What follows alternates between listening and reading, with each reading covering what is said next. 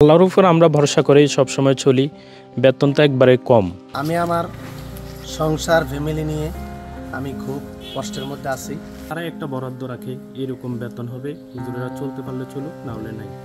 আমরা মানুষের বাড়িতে দাওয়াত খাই, ভালোই খাই, কিন্তু আমাদের ফ্যামিলি তো একটা হক আছে। মাস্টার শেষ করে একজন শিক্ষিত যুবকের বেতন যখন হয় 20 থেকে 25,000 টাকা, ঠিক তেমনি মাস্টার্সের সমমান কামিল শেষ করে একজন ইমামের বেতন হয় 5 থেকে 7,000 টাকা। এই বেতনে তারা কিভাবে তাদের সংসার চালায়, এই দ্রব্যমূল্যের বাজারে কিভাবে বা সমাজে তারা বেঁচে থাকে, এ নিয়ে আজকে কথা বলেছি কুমিল্লার সদর দক্ষিণের 2 জন ইমামের সাথে। আমরা জানার চেষ্টা করেছি তাদের কষ্টের জীবন। আল্লাহর উপর আমরা ভরসা করেই সবসময় চলি। বেতন তো একবারে কম, যেটা আমাদের বর্তমানে মানুষের পকেট খরচও হয় না, যে বেতন 5-6 হাজার। কারণ সংসারের অনেক বিশাল খরচ। তারপরও আমরা কি বলবো, দুঃখের কথা, একদিনের বাজারও হয় না। তারপরে আল্লাহ আমাদেরকে চালায়, আল্লাহর উপর বিশ্বাস রাখি। আমি আমার সংসার ফ্যামিলি নিয়ে আমি খুব কষ্টের মধ্যে আছি।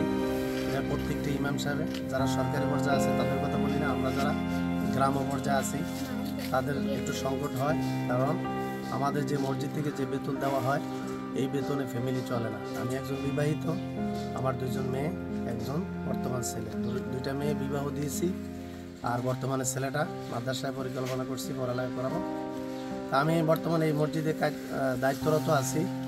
5 ওয়াক্ত নামাজ জুমার সহকারে, জুমার খতিব হিসাবে আছি, এবং সকালবেলা বাচ্চাদেরকে পড়াই। সকালবেলা মুক্তব সহকারে 5 ওয়াক্ত নামাজ সহকারে, জুমা সহকারে আমি বর্তমান রানিং, আমার বেতন হলো 7,000 টাকা।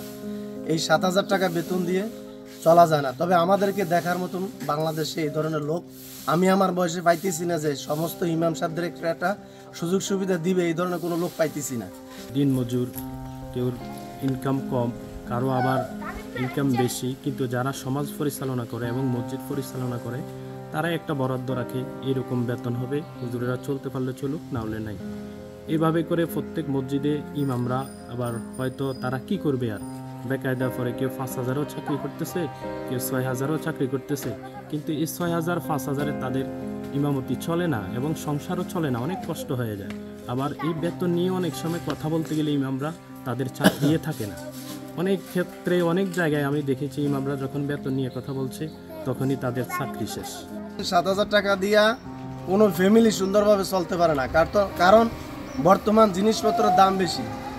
সয়াবিন তেলের কেজি 200 টাকা খাইতে হয়, তারপরে চাউলের দাম বাড়তি, তারপরে যে সমস্ত জিনিসের দাম বাড়তি। এখন যেহেতু তরকারির মৌসুম, এখন একটু তরকারির দাম কম, কিন্তু আমাদেরকে কাঁচামরিচ খাইতে হয় 1,000 টাকা কেজি।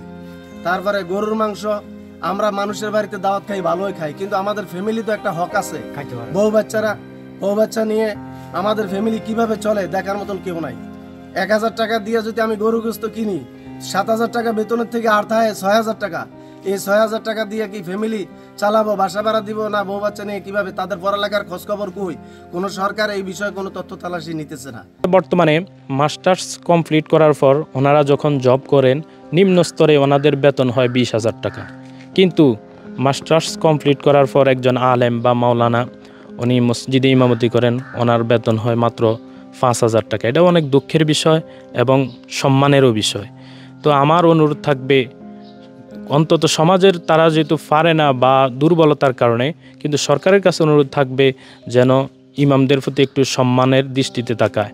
আর ইমামদের বেতনটাও যদি একটু বৃদ্ধি করে, যে পরিমাণে মাস্টার্স কমপ্লিট করার পর তাদের বেতনের জব হয় 20,000 টাকা, ইমামদেরও যেন এরকম একটা সম্মানই দেওয়া হয়।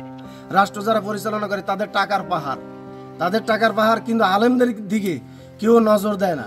আমি বিনীতভাবে অনুরোধ করব, যারা রাষ্ট্র পরিচালনা করবেন, গ্রাম থেকে একবারে সংসদ পর্যন্ত, তাদের প্রতি আমি ইমাম সাহেব হিসাবে, আমি আলেম হিসাবে, আমি আমার ব্যক্তিগতভাবে আমি তাদের কাছে আমি অনুরোধ করি, দরখাস্ত করি, তারা যেন সারা বাংলাদেশের ইমাম সাহেবদের দিকে নেক নজর দিকে তাকায় এবং প্রত্যেক মাসে একটা বেতন, একটা স্যালারি ধরে, যে বেতনটা ধরলে ইমাম সাহেবের ফ্যামিলি চলবে।